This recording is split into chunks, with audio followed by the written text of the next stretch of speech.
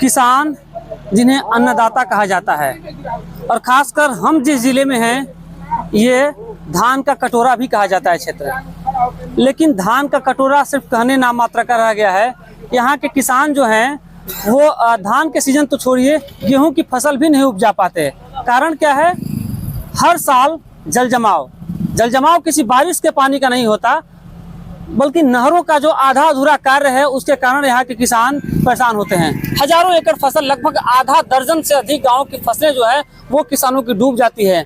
अगर पानी का निकासी सही समय से नहीं हुआ तो फसलें सड़ जाती हैं। ये वही किसान है जो इसी किसानी पर, उसी खेती पर, बेटी की शादी हो, बच्चों की पढ़ाई हो, तमाम चीज़ें उसी पर डिपेंड रहता है। अगर वो किसानी भी सही से ना हो, धान का फसल ना हो, गेहूं की फसल ना हो, तो फिर आगे क्या होगा, ये बड़ा चिंता के विषय है। इसको लेकर यहाँ के लोग, हमारे साथ कुछ डणवा के लोग हैं, भरखर के लोग हैं, ये लगातार जो किसान हैं हर साल ये मुद्दा आता है और इस मुद्दों को लेकर ये अधिकारियों तक जाते हैं, जनप्रतिनिधियों तक जाते हैं, लेकिन उस चीज़ की सुनवाई कोई नहीं करता।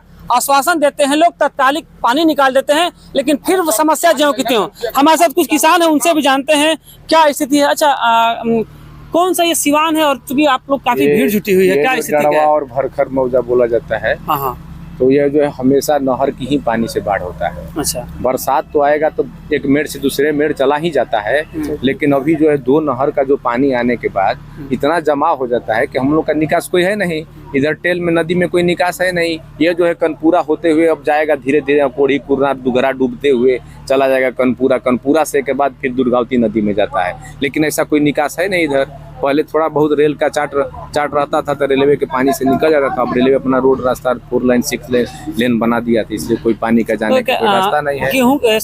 धान नहीं, गेहूँ भी डूब जाता है, ऐसा नहीं है।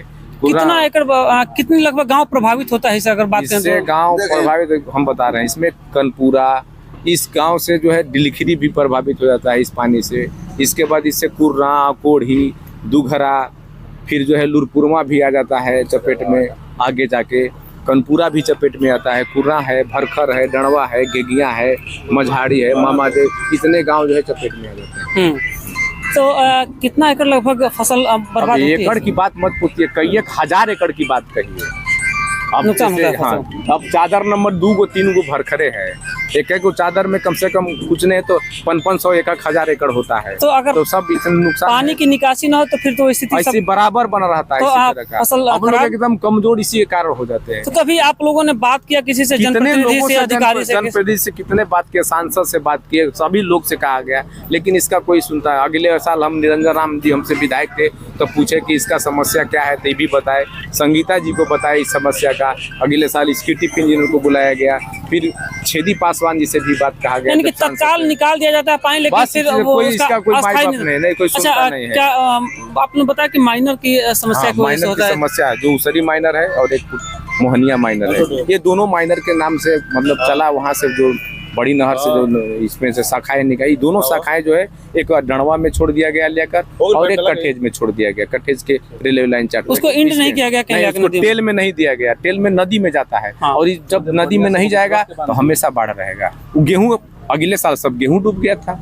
सर एगो इहो समस्या बा कि जब पानी जब बढ़ता ना तब नहरों दे देता, समझते ना, झूरा पड़ता तो नहर नहीं दे। जब हमनी के क्षति होकेला तब नहर दे देता। अभी पानी की निकासी हो रहा बा? हाँ, पानी का निकासी हो रहा बाटे। इससे बहुत चंपल बा पानी, इकुल अगर खुल जाए ना तो सर घसक जी काल ले पानी।